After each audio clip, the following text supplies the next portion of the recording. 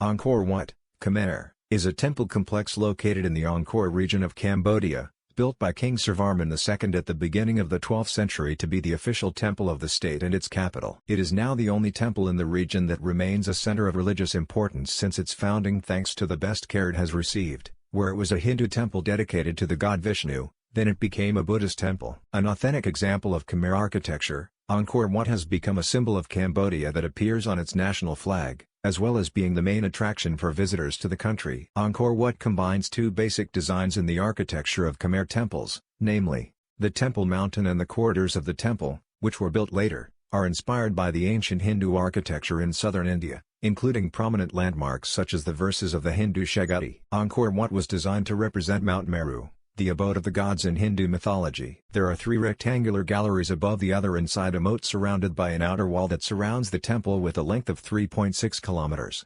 5 towers stand in the center of the temple in the form of a lotus flower. Angkor Wat is directed to the west, unlike most of the temples in the region, and scholars differed on the significance of this. The symmetry and grandeur of its style of construction, the relief carvings scattered in it, and the guardian spirits that adorn its walls make the temple the object of admiration of the people.